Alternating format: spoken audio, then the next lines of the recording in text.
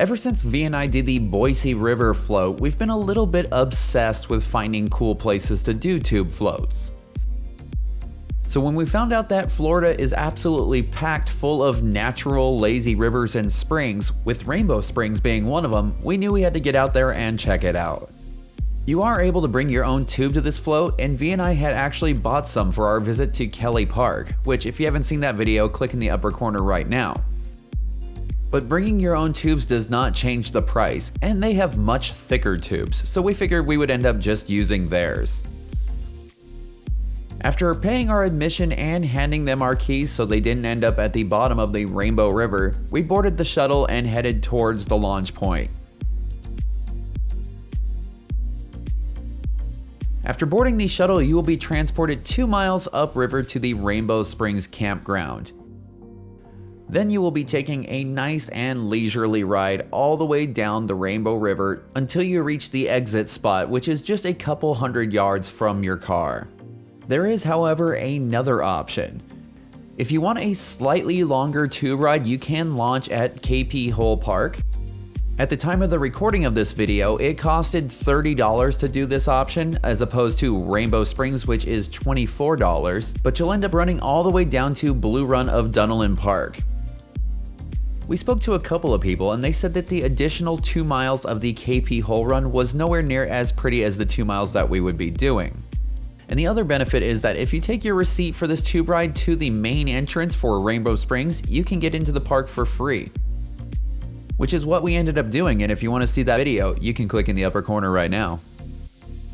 And here we are at the launch point for the tube ride.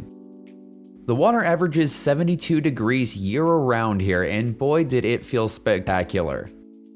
Unlike other tube rides that we've been on where there's moments of calm and then some rapids, this one is slow and steady the entire time.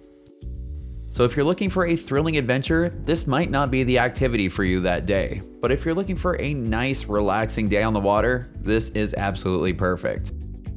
And here you can see 𝐾P_HOLE_PARK, which is the other launch option. We highly recommend bringing a dry bag along on the float. While they do hold on to your keys, I'm sure that there is plenty of other stuff like wallets and sunscreen and towels and other things that you would probably prefer stay dry. One thing you're not allowed to bring along with you on the float is alcohol, so it's not going to be one of those wild party floats. The water is typically between 8 and 15 feet here, but I swear that there were a couple of parts where we thought we were going to get grass rubbing on our butts. Along the way, we found this neat little cove that we could pull over and check out. This also gave us the chance to stick the camera underwater and check out the local aquatic life. I'm kind of wishing that we would have brought our masks and snorkels so we could have dipped our heads in the water and watched the fish as we floated down the river. We also got a little creative and discovered that we could use the life jacket that we brought along to tie our tubes together so we didn't drift apart all the time. One thing is for sure, even though we're typically looking for wild, crazy things to do on our trips, sometimes it is just nice to kick back and relax. And it appeared we weren't the only ones relaxing because we picked up several dragonfly stowaways along the route. One thing that we love about Florida is that it seems like cat boats are a huge thing there. We've never seen one outside of the state of Florida. These tiny boats are so much fun to drive, and if you haven't seen our video about that, you know what to do. Click the upper corner right now. As you float down the river, you can't help but be slightly amazed that this entire river is fed by Rainbow Springs. And here is something that's even more amazing.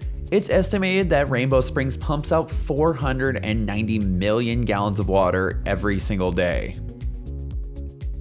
The very nice ladies at the front counter were telling us that we needed to keep our eyes peeled for a Christmas tree because that was the sign that it was almost time to get out. So we were floating along looking for an actual Christmas tree when it turns out that this is what you're going to be looking for.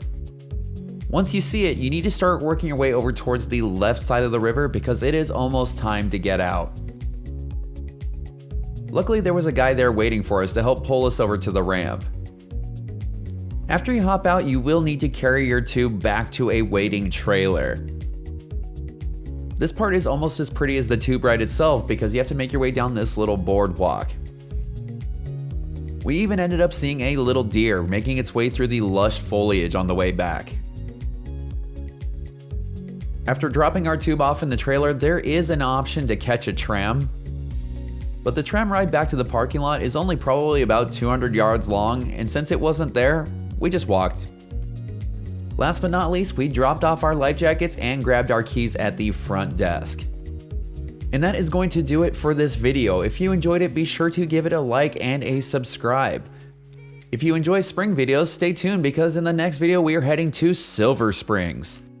And for all the information about the Rainbow Springs Tube Ride as well as other awesome adventures, head on over to thatadventurelife.com.